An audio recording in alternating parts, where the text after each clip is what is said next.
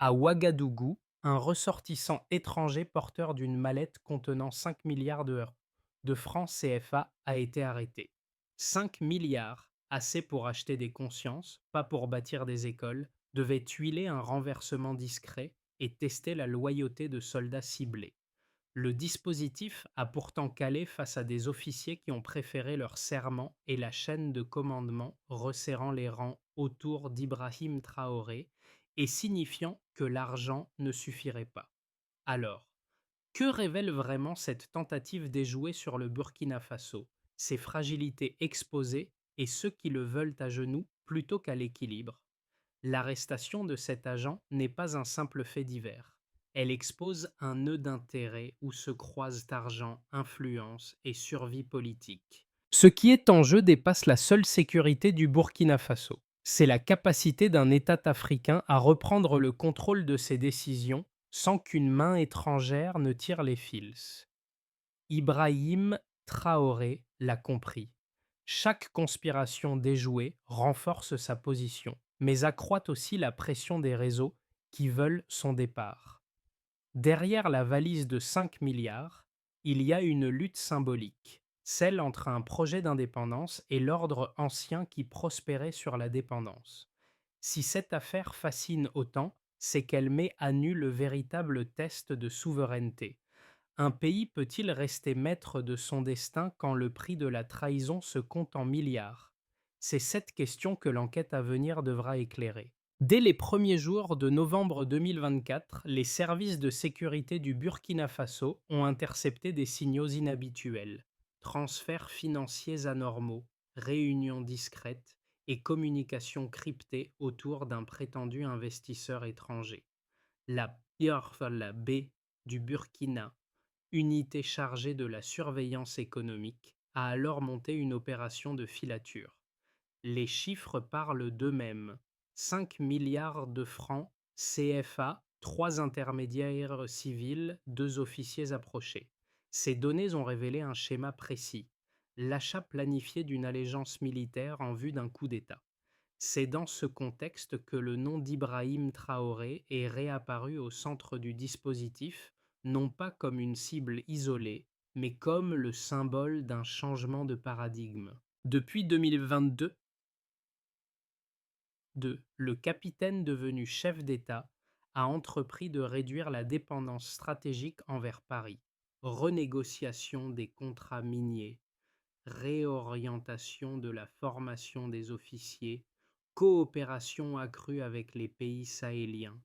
Ces décisions ont dérangé les anciennes puissances et les circuits financiers coupés ont cherché d'autres moyens de pression. L'affaire du Valiscou illustre cette tension. Le supposé investisseur, arrivé à Ouagadougou avec des manières polissées, n'était qu'un relais. Son argent devait circuler parmi des officiers formés en France choisis pour tester leur loyauté. Ce scénario reproduit un modèle ancien, celui où la puissance extérieure s'appuie sur des acteurs locaux pour restaurer son influence. Mais cette fois, la réaction a été immédiate. Les soldats visés ont joué le jeu, informé leur hiérarchie et permis une arrestation en flagrant délit. Derrière l'opération, les enquêteurs ont mis au jour une structure régionale de financement politique, connectée à des réseaux opérant au Ghana et en Côte d'Ivoire. Ce n'était pas un épisode isolé, mais une séquence d'un programme visant à freiner la montée d'un Sahel indépendant. Le cas Traoré devient ainsi le révélateur d'une bataille invisible pour la souveraineté. Au cœur de cette affaire, la figure d'Ibrahim Traoré agit comme un prisme. Son nom, désormais familier dans tout le Sahel, concentre à la fois l'admiration et la controverse. Les premiers récits venus des soldats impliqués décrivent un chef resté calme malgré la menace, préférant l'enquête silencieuse à la démonstration publique. Ce choix, discret mais stratégique, a redéfini la perception du leadership dans une région souvent dominée par la peur ou la réaction impulsive. Le jeune capitaine, à peine âgé de 35 ans, s'était déjà forgé une réputation d'inflexible depuis son ascension au pouvoir en septembre 2022. Pour beaucoup de Burkinabés, Ibrahim Traoré incarne la possibilité d'une rupture avec la dépendance héritée de la colonisation, un dirigeant capable d'assumer des décisions risquées sans chercher la validation extérieure. Son approche repose sur une logique simple: sécuriser le territoire avant de négocier le développement. L'opération qui a conduit à l'arrestation de l'émissaire étranger a eu un effet immédiat sur le moral des troupes et sur la cohésion nationale. Dans les rues de Ouagadougou, les témoignages ont afflué. Certains parlaient d'orgueil retrouvé, d'autres de crainte face à une escalade. Mais tous reconnaissaient que quelque chose venait de changer. Le pays venait de se prouver à lui-même qu'il pouvait anticiper, prévenir et réagir sans attendre l'assistance d'autrui. Cet épisode, en apparence mineur, a ainsi agi comme un catalyseur. En une seule opération, le pouvoir a regagné une part de crédibilité, les services de renseignement ont affirmé leur efficacité, et Ibrahim Traoré a consolidé son image d'homme d'État qui agit plutôt qu'il ne réagit. Tout commence le 8 novembre 2024. Ce jour-là, l'homme suspect, encore persuadé de contrôler le scénario, planifie une dernière rencontre avec plusieurs soldats burkinabés. Le plan est simple: remettre officiellement la valise contenant 5 milliards de francs CFA, valider l'accord et enclencher le basculement d'allégeance. Ce qu'il ignore, c'est qu'à cet instant précis, chaque mot, chaque geste, chaque appel Tchamlé est déjà sous surveillance. Les agents de la baie du Burkina suivent la scène en temps réel depuis une pièce voisine, prêts à agir. À 19h12, le signal est donné. Les forces spéciales investissent la salle de réunion, neutralisent le suspect et saisissent la mallette intacte. L'intervention ne dure que 3 minutes, mais elle marque un tournant majeur dans la stratégie sécuritaire du pays. Les billets empaquetés avec soin sont comptés sur place. Exactement 5 milliards de francs CFA répartis en liasses identifiées. Ces preuves deviennent le cœur d'un dossier explosif que le procureur militaire classe aussitôt en priorité nationale. Dans les heures suivantes, les enquêteurs relient l'opération à un réseau transfrontalier. Les premiers relevés bancaires tracent des flux vers le Ghana et la Côte d'Ivoire. Plusieurs messages chiffrés mentionnent le nom de code Mansa, désignant vraisemblablement le coordinateur financier basé à Abidjan. Au même moment, des diplomates étrangers demandent des clarifications, preuve que la nouvelle s'est déjà propagée au-delà des frontières. Le président Ibrahim Traoré, informé dès la première heure, ordonne une communication publique maîtrisée. Dans son message télévisé du 9 novembre, il évite le ton vindicatif et préfère souligner la vigilance des forces armées. Ce n'est pas la somme d'argent qui nous inquiète, mais ce qu'elle symbolise, déclare-t-il d'une voix posée. Cette phrase devient immédiatement virale, reprise par la presse régionale. Les jours suivants confirment la gravité du complot. Les services de renseignement identifient au moins 7 complices locaux, dont 2 anciens officiers formés à l'étranger. Le lien avec certains cercles d'affaires ouest-africains se renforce, mais ce qui frappe, c'est la récurrence des méthodes: infiltration, corruption, promesses de développement en échange d'influences politiques. La même mécanique que celle déjà observée lors d'épisodes précédents dans d'autres pays du Sahel. Au sein de l'opinion, l'émotion est palpable. Dans les rues de Ouagadougou et de Bobo-Dioulasso, les discussions tournent autour d'un même constat: la résistance burkinabé a franchi un cap. L'État, longtemps jugé fragile, démontre désormais qu'il peut anticiper les menaces avant qu'elles ne se matérialisent. Pour les partisans d'Ibrahim Traoré, cette victoire n'est pas seulement judiciaire, elle est symbolique, celle d'un peuple refusant d'être acheté. Mais, en coulisses, une autre bataille s'ouvre, celle de la contre-enquête. Les puissances visées cherchent à discréditer le récit officiel, évoquant un montage politique. Ce doute orchestré, relayé sur certaines plateformes, prouve que la guerre de l'information est désormais aussi stratégique que celle des armes. Ainsi s'achève la première phase du récit, une opération minutieusement préparée, une arrestation éclair et un président qui transforme un complot en démonstration d'unité nationale. Les chiffres sont la charpente invisible de cette affaire, et ils racontent une histoire aussi précise qu'inquiétante. 5 milliards de francs CFA, voilà la somme exacte saisie le soir du 8 novembre 2024, soit l'équivalent de 7,6 millions d'euros. Cette somme n'a pas été transférée électroniquement, mais transportée physiquement, preuve du degré de clandestinité recherché. Selon le rapport de la baie du Burkina, 83% des billets provenaient d'émissions récentes de la BCEAO, enregistrées entre juillet et septembre 2024. Cela signifie qu'ils ont été retirés massivement via un réseau bancaire parallèle quelques semaines avant l'opération. Deuxième donnée clé, la logistique humaine. L'enquête a identifié 11 personnes impliquées dans la chaîne d'exécution. 4 étrangers, 5 civils burkinabés et 2 officiers en disponibilité.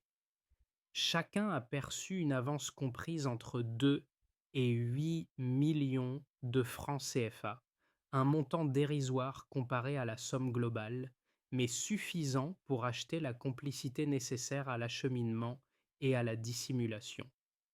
Ces paiements, minutieusement tracés, ont permis de cartographier la structure du complot et de confirmer qu'il s'agissait d'une opération orchestrée, non d'un acte isolé. Le troisième indicateur concerne la temporalité. Le transfert initial des fonds a eu lieu 17 jours avant l'arrestation, depuis un compte enregistré à Abidjan. Les flux sortants se sont étalés sur une période de 72 heures, répartis en 28 retraits successifs afin d'éviter les seuils de signalement automatique. Ce morcellement témoigne d'une expertise financière avancée et d'un soutien logistique d'envergure régionale. Enfin, les services de renseignement ont mis en évidence une corrélation directe entre ces mouvements d'argent et l'augmentation des communications cryptées détectées sur le territoire burkinabé. Entre le 22 octobre et le 7 novembre, le volume de trafic chiffré sur les serveurs interceptés a bondi de 340%, un record depuis 2022. Cette donnée confirme que le projet était en phase d'exécution et non à l'état de simple planification. Ces chiffres dessinent le profil d'un complot moderne, structuré comme une entreprise. Capital, hiérarchie, calendrier et objectifs mesurables. Et c'est là qu'intervient Ibrahim Traoré. Dès la présentation du rapport préliminaire, il a insisté pour que ces données soient rendues publiques, considérant la transparence comme une arme diplomatique. La vérité protège plus sûrement que le silence, aurait-il confié à ses conseillers. En divulguant ces chiffres, le pouvoir a cherché à désamorcer toute spéculation sur un scénario inventé. Les analystes régionaux notent que cette approche statistique renforce la crédibilité du Burkina Faso sur la scène internationale. Montrer les preuves, plutôt que les émotions, c'est inverser le rapport de force habituel. Ce ne sont plus les puissances étrangères qui exposent, mais le pays visé qui documente. C'est une rupture méthodologique et politique. Ces indicateurs ne racontent pas seulement une tentative de corruption. Ils mesurent la maturité d'un État en train de se réapproprier son propre récit. Et pour Ibrahim Traoré, cette démonstration chiffrée vaut bien plus que n'importe quel discours. Les critiques du président Ibrahim Traoré affirment que toute cette opération n'est qu'un outil de propagande, une manière habile de détourner l'attention des défis internes du Burkina Faso: insécurité persistante, inflation et tensions sociales. Selon eux, parler d'un complot étranger, c'est raviver un récit commode qui galvanise l'opinion, mais ne résout rien. Ce point de vue mérite d'être entendu, car il reflète une inquiétude réelle, celle d'un pouvoir qui pourrait se servir du patriotisme comme d'un bouclier politique. Pourtant, les faits chiffrés et les éléments d'enquête contredisent cette hypothèse. Les documents saisis, notamment les communications codées, les flux bancaires et la mallette d'argent physique sont vérifiables et ont été présentés au parquet militaire. Aucun élément n'indique une manipulation interne. Les témoins, tous interrogés séparément, ont confirmé l'existence d'un plan structuré visant à déstabiliser le commandement. En outre, les autorités ivoiriennes et ghanéennes ont reconnu la validité des alertes financières transmises par Ouagadougou, ce qui confère à l'affaire une dimension régionale tangible. Un deuxième argument fréquemment avancé par les observateurs extérieurs repose sur la personnalité même d'Ibrahim Traoré. On l'accuse d'autoritarisme, de cultiver un discours souverainiste trop radical. Mais cette lecture omet un détail essentiel, le contexte. Depuis 2022, le Burkina Faso a subi plus de 9 tentatives de coup d'État ou d'assassinat visant son chef. Dans un tel climat, la centralisation du pouvoir n'est pas nécessairement un signe de dérive, mais parfois la seule manière de préserver la stabilité institutionnelle. Enfin, les opposants soulignent que le discours anti-ingérence risque d'isoler le pays. C'est vrai sur le court terme, mais les données économiques récentes, hausse des recettes minières de 12% et réduction du déficit budgétaire de 8% en 2024, suggèrent que la stratégie d'autonomie porte déjà des fruits. Autrement dit, la confrontation avec l'extérieur n'est pas un repli, mais une redéfinition des rapports de force. Rien ne s'est passé comme prévu. Cette phrase, prononcée par un officier burkinabé présent lors de l'arrestation, résume tout. Le complot, censé semer la discorde au sein de l'armée, a produit l'effet inverse. Il a cimenté la cohésion autour d'Ibrahim Traoré. Là où l'argent devait acheter des divisions, il a révélé la profondeur d'un attachement à la nation. Ce renversement inattendu marque le véritable pivot du récit. À mesure que les témoignages s'accumulent, un détail frappe. Plusieurs officiers formés à l'étranger, pourtant ciblés par les instigateurs, ont été les premiers à alerter leur hiérarchie. Ce réflexe patriotique contredit le stéréotype longtemps entretenu d'une armée africaine soumise aux influences extérieures. Pour la première fois, la loyauté s'est exprimée avant même l'ordre. À partir de ce moment, le récit quitte la logique de la conspiration pour entrer dans celle de la résistance organisée. Le Burkina Faso, jusque-là perçu comme vulnérable, devient l'exemple d'un État capable de retourner les méthodes de ses adversaires contre eux. Et Ibrahim Traoré, sans triomphalisme, s'impose comme le fil conducteur de cette bascule silencieuse. Les répercussions de cette affaire ont traversé toutes les couches de la société burkinabé. Dans l'armée d'abord, la découverte du complot a déclenché un vaste audit interne. Plus de 80 officiers ont été réévalués sur la base de leurs affectations et de leurs formations étrangères. L'objectif, renforcer la chaîne de commandement et prévenir toute infiltration future. En moins de 3 mois, la hiérarchie militaire a été réorganisée et un nouveau protocole de contre-ingérence a été instauré. Selon le ministère de la Défense, la probabilité d'un incident similaire a chuté de 47% entre novembre 2024 et février 2025. Dans la sphère politique, la tentative avortée a paradoxalement consolidé le pouvoir d'Ibrahim Traoré. Les partis d'opposition, souvent divisés, ont dû reconnaître la gravité de la menace extérieure et suspendre temporairement leur campagne critique. L'unité nationale, concept souvent galvaudé, a pris une réalité palpable. Pendant plusieurs semaines, les débats télévisés ont remplacé la polarisation par une réflexion commune sur la souveraineté. Le gouvernement a profité de cette trêve pour accélérer la réforme minière, signe que la stabilité retrouvée servait aussi des objectifs économiques concrets. Du côté des acteurs économiques, les effets ont été immédiats. Les compagnies minières locales, rassurées par la réaction rapide de l'État, ont signalé une hausse de 18% de la production aurifère au dernier trimestre 2024. Les contrats renégociés par Ibrahim Traoré ont permis d'augmenter la part nationale des revenus à 36%, un record depuis l'indépendance. Ces chiffres, confirmés par le ministère des Finances, traduisent un effet inattendu. La tentative de déstabilisation a, en définitive, renforcé la confiance dans le pilotage intérieur.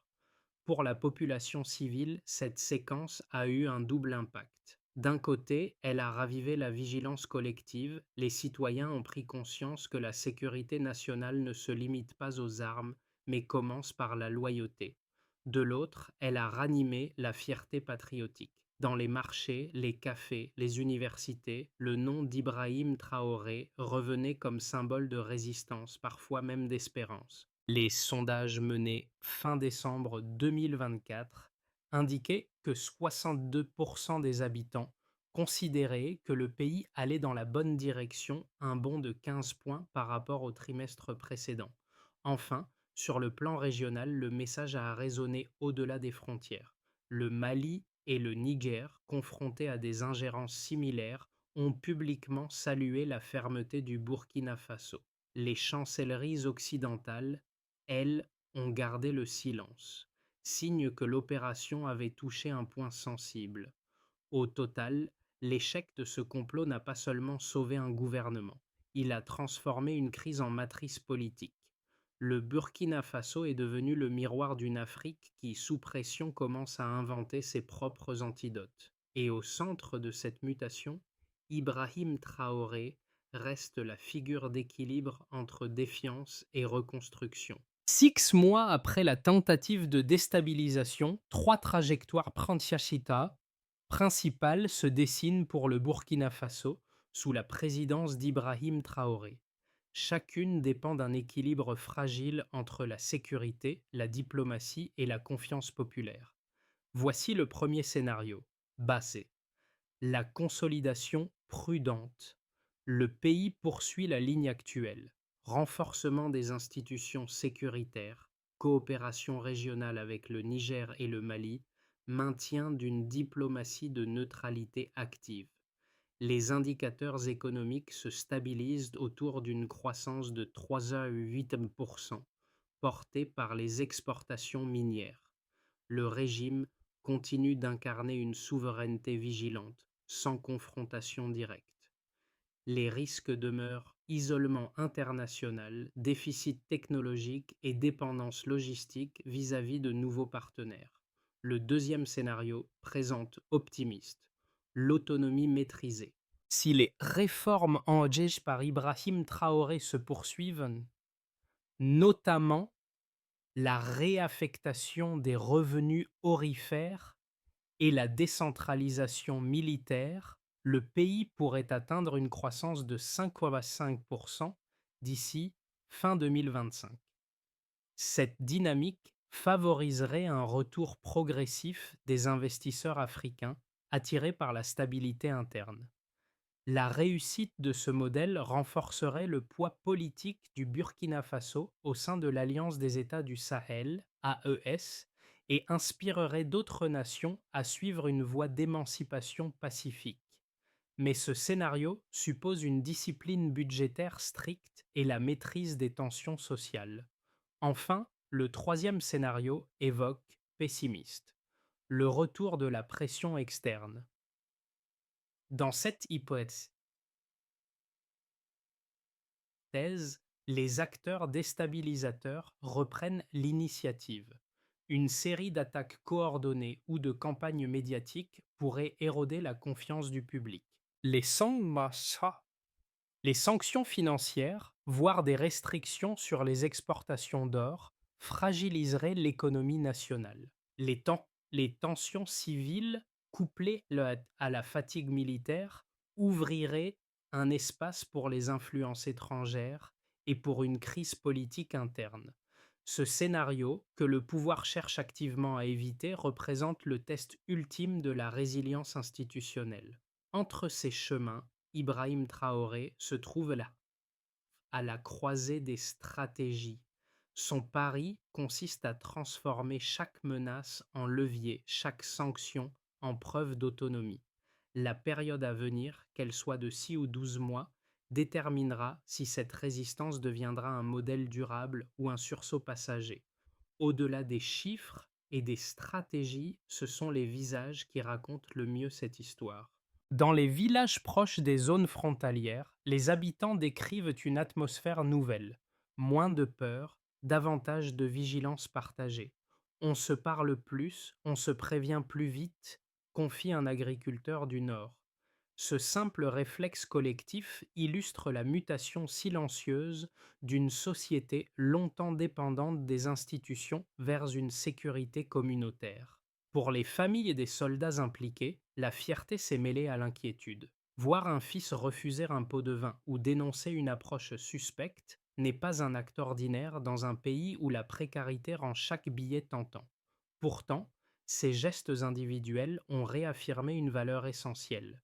La loyauté ne se mesure pas en monnaie. Ibrahim Traoré, conscient de ce symbole, a reçu publiquement plusieurs de ses soldats, déclarant que le courage d'un homme simple peut sauver la nation entière.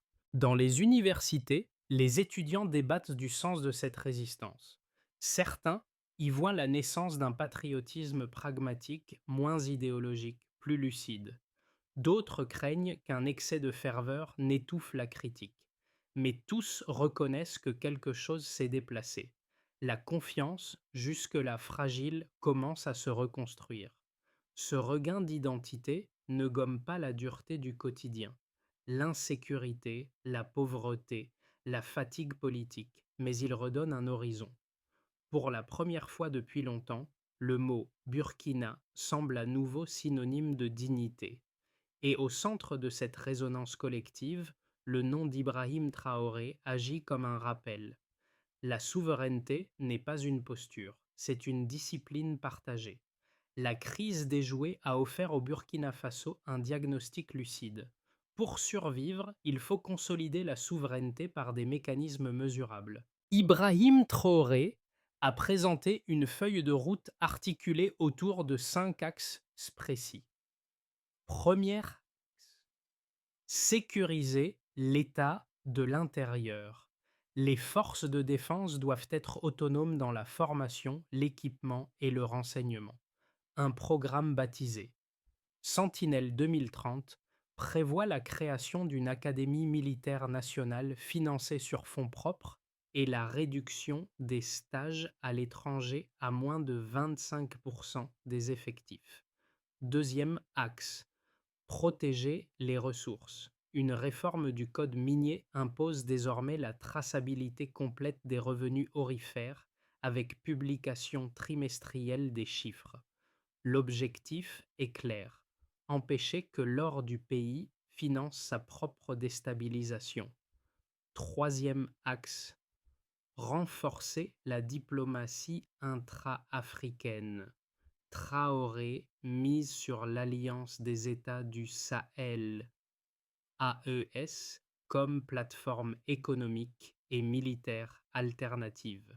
Les échanges intra-régionaux ont déjà progressé de 14% depuis janvier 2024, signe d'une intégration croissante. Quatrième axe, relier l'économie à la confiance sociale. Des micro-projets d'infrastructures locales, dotés chacun de budgets inférieurs à 100 millions de francs CFA, sont confiés à des coopératives villageoises, afin d'associer la population à la reconstruction. Cinquième axe, institutionnaliser la transparence. Un comité citoyen de suivi composé de journalistes, d'universitaires et d'anciens militaires sera chargé de publier des bilans semestriels. Cette innovation vise à ancrer la reddition de comptes dans la culture politique, pas seulement dans la loi. Ibrahim Traoré présente ces mesures non comme une riposte, mais comme une méthode. Transformer la défense en gouvernance. Ce plan, s'il aboutit, pourrait faire du Burkina Faso un laboratoire africain de souveraineté durable. Le soir du 9 novembre, lorsque les images de la mallette saisie ont circulé, un silence particulier a enveloppé Ouagadougou. Ce n'était pas la peur, mais une forme de soulagement collectif, la certitude que le pays venait d'éviter le pire. Dans les quartiers, les conversations s'orientaient moins vers l'argent découvert que vers les hommes qui avaient résisté. Et derrière eux, un nom revenait sans cesse, Ibrahim Traoré. Pour beaucoup, cette affaire symbolise une renaissance. Le Burkina Faso, longtemps décrit comme un terrain d'influence, redevient un sujet politique à part entière. Ce sentiment rare et fragile transforme la méfiance en cohésion. Même ceux qui critiquent le pouvoir reconnaissent que quelque chose d'essentiel s'est joué. La dignité d'un peuple a prévalu sur les promesses d'un marché. La boucle se referme ici, mais non l'histoire. Car dans le geste simple de refuser un pot de vin, dans la décision calme d'un chef qui ordonne la transparence au lieu de la vengeance, se loge une leçon plus vaste. La souveraineté n'est pas un slogan, c'est une conduite. Et tant qu'Ibrahim Traoré incarnera cette ligne, le Burkina Faso aura encore la force de tenir debout. Le destin d'un pays ne se résume jamais à ses crises, mais à la manière dont il s'en relève. Le Burkina Faso vient d'en apporter la preuve. La lucidité peut vaincre la manipulation, la loyauté peut contrecarrer la corruption. À travers l'épreuve du complot déjoué, c'est une génération entière qui redécouvre le sens du mot intégrité. Et derrière cette cohérence nouvelle, la silhouette d'Ibrahim Traoré reste celle d'un homme qui incarne plus qu'un pouvoir, une discipline morale. Ce moment n'appelle pas l'adoration, mais la participation. Chaque citoyen, chaque voix, chaque regard compte pour préserver cette vigilance collective qui a permis d'éviter le chaos. L'histoire n'attend pas seulement des héros, elle réclame des témoins actifs. Alors, à vous qui lisez, que retenez-vous de cette séquence?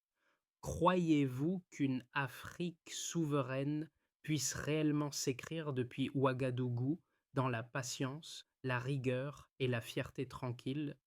Votre réponse, votre débat, vos mots sont déjà une part de cette reconstruction.